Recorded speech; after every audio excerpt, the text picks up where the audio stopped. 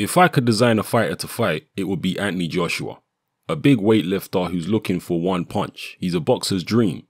You don't need to make AJ throw a million punches to gas. AJ will gas on his own muscle juice after 4 or 5 rounds. He's that big and muscly that if he's made to fight for a few rounds, he has to take the same amount of rounds to get his win back. I could guarantee I'd box his face off without a doubt. Easy work. I had Klitschko as my easiest fight, but I'd rephrase that now. AJ will be my easiest fight. When you've got one man looking for one knockout all night long and the other man boxing his face off and getting ahead on points, that knockout rarely ever comes when you're looking for it. You've got the boxer against the fighter, the powerhouse versus the fleet-footed dancer. You've got the nice man in AJ and the most controversial man in sport in Mr. Fury. You've got the great British hope in AJ and you've got the great Irish heavyweight in Tyson Fury. So it makes for a great clash of styles and backgrounds.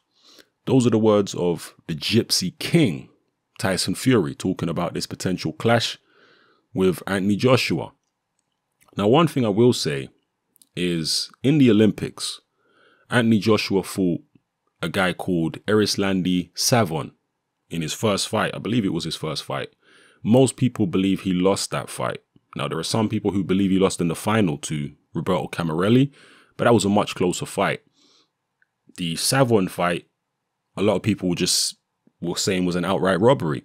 And I actually agree. I think Joshua really did lose that fight against Savon. I struggle to make a case for Joshua winning that fight.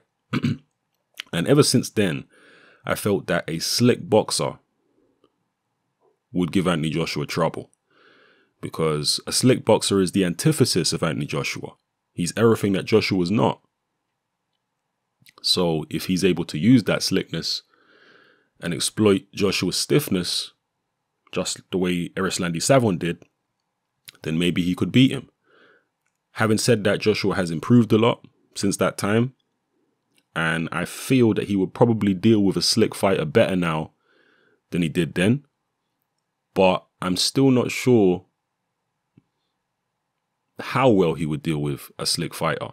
See, the thing about Tyson Fury, and this is why I still in my mind think Joshua will beat Fury if they fight, is although Tyson Fury is slick, he's still a very big target at the end of the day. If this was a guy who was maybe like 6'4", and slick, and fast with it, then I might be a bit more concerned for Anthony Joshua. Because that's how Erislandy Savon is. Erislandy Savon's like 6'4", 6'5", something around there. And he's very light. He's not a heavy guy at all, Erislandy Savon. Whereas Tyson Fury is a huge guy, 6'9". He's, 250, 60 pounds, even when he's in shape. So he's a very, very big target. And yeah, slick. But once Joshua gets up close, I don't think he's going to find it that difficult to land on him, But I don't know. It's all conjecture at the moment. We'll have to find out when the fight actually takes place. Hopefully it does take place. Maybe Tyson Fury can box his head off, or box his face off, as he said. I like the way Fury set it up. The contrast in styles and the contrast in personalities and the contrast even in popularity. I like the way Fury set it up. It would be a very easy sell.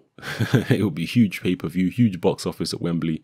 I certainly hope it happens. I hope Mr. Fury can get his license back and get himself back into the ring, and we can see it. Maybe he will box AJ's face off. Definitely stranger things have happened than that in boxing. So yeah, let me know what you think about the quote here from Tyson Fury. Drop it all in the comment section below. It's Hatman, I'm out.